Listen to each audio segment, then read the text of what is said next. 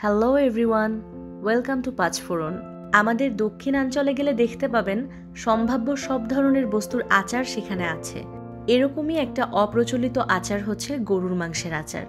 আমি ইউনিভার্সিটিতে থাকতে যখন কুরবানির ঈদের পরে বাড়ি থেকে ফিরতাম তখন বয়াম ভরে এই আচার বানিয়ে নিয়ে আসতাম।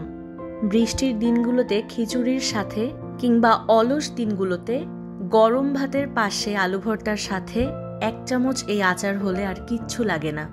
কথা না বাড়িয়ে রেসিপিটা দেখে নেওয়া যাক। এই রেসিপির জন্য প্রধান যে দুটো উপকরণ আমাদের প্রয়োজন সে দুটো হচ্ছে গরুর মাংস এবং রসুন। আমি 1 কেজি গরুর মাংসকে হাড় চর্বি ছাড়িয়ে ছোট ছোট করে টুকরো করে নিয়েছি। 1 কেজি গরুর মাংস থেকে 3 কাপ মাংস হয়েছে।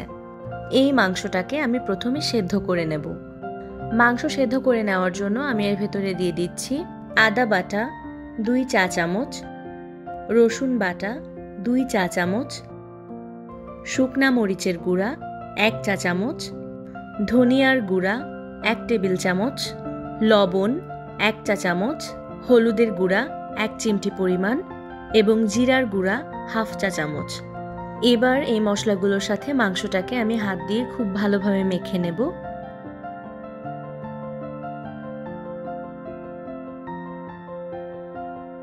মাংসগুলো মাখানো হয়ে গেলে চুলায় একটা প্যানে এগুলোকে ভালো করে বিছিয়ে দিয়ে তার ভেতরে দিয়ে দেব 2 কাপ পরিমাণ পানি। এবার হাই হিটে মাংসটাকে ঢেকে আমি সেদ্ধ করে নেব। 3 কাপ মাংসের জন্য আমি এখানে নিয়ে নিয়েছি 1.5 কাপ পরিমাণ রসুন।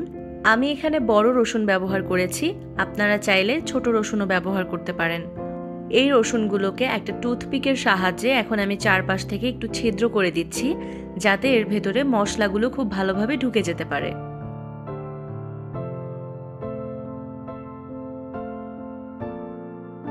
রসুনগুলোকে একপাশে রেখে এখন আমি নিয়ে নিচ্ছি 1 টেবিল চামচ পরিমাণ সরিষা। আমি এখানে সাদা এবং লাল সরিষা মিশিয়ে নিয়েছি। এই সরিষাগুলোকে আমি পানিতে কিছুক্ষণ ভিজিয়ে রেখে তারপরে পেস্ট করে নেব। ইতোমধ্যে মাংসটার পানিটা বেশ অনেকখানি টেনে এসেছে। এটাকে এখন আমি ঢাকনা সরিয়ে নেড়ে চেড়ে খুব ভালোভাবে পানিটা একদম শুকিয়ে নেব। খেয়াল রাখতে হবে মাংসের সাথে কোনো রকম পানি থাকা যাবে না। এর পাশাপাশি আমি 20 থেকে 22টা শুকনা মরিচ এভাবে কেটে ছোট ছোট করে নেব। মাংসটার পানিটা সম্পূর্ণভাবে শুকিয়ে যাওয়ার পরে এটাকে আমি এখন তুলে নিচ্ছি। এবার চুলায় একটা বড় পাত্রে আমি নিয়ে নিচ্ছি 4 কাপ পরিমাণ সরিষার তেল। খেয়াল রাখতে হবে যতটুকু মাংস নিতে হবে তার থেকে ঠিক 1 কাপ পরিমাণ তেল বেশি দিতে হবে। তেলটা একটু গরম হয়ে গেলে আমি এর ভেতরে দিয়ে দিচ্ছি 2টো তেজপাতা, 2টো দারচিনি, 3-4 টুকরো করে এলাচ এবং লবঙ্গ। এই গরম মশলাটা কিছুক্ষণ ফোড়ন দিয়ে নিয়ে আমি এর ভেতরে সেই পেস্ট করে রাখা সরিষাটা দিয়ে দেব। সরিষা দেওয়ার সঙ্গে সঙ্গে তেলের ভেতরে বাবল উঠতে শুরু করবে। এই সরিষাটাকে নেড়ে চেড়ে প্রায় 1 মিনিট ধরে খুব ভালোভাবে তেলের সঙ্গে মিশিয়ে নিতে হবে।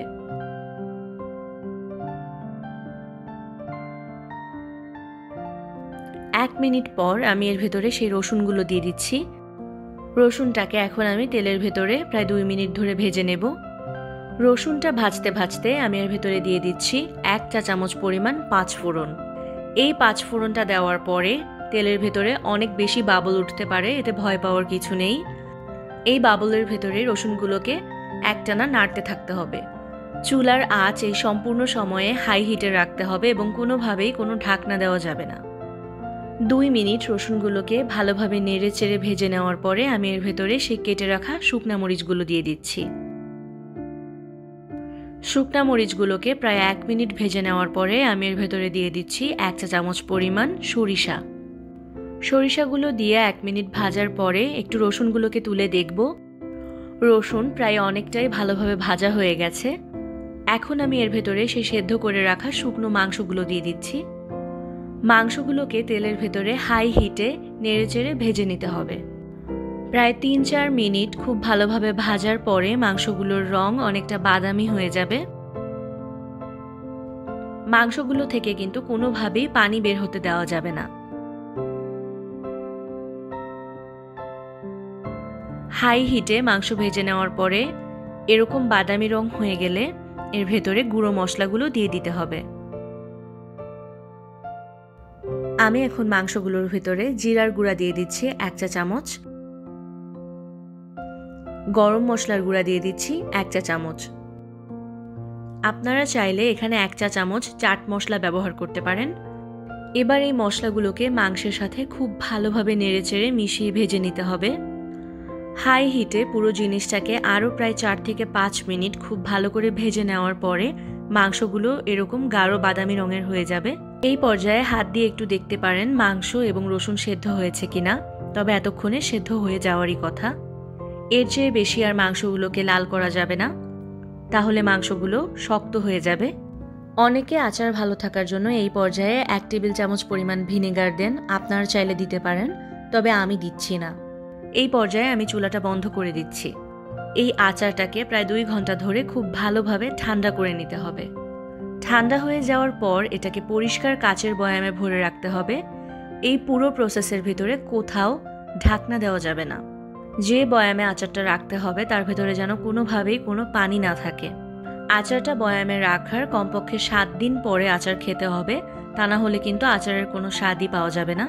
15 দিন পরে খেলে সবথেকে ভালো হয় এবং এই আচারটা যতই পুরনো হবে খেতে ততই ভালো লাগবে।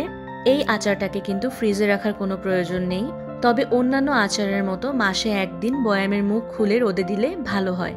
যারা গরুর মাংসের আচারের সঙ্গে এই প্রথম পরিচিত হচ্ছেন তারা অন্তত একবার চেষ্টা করে দেখবেন।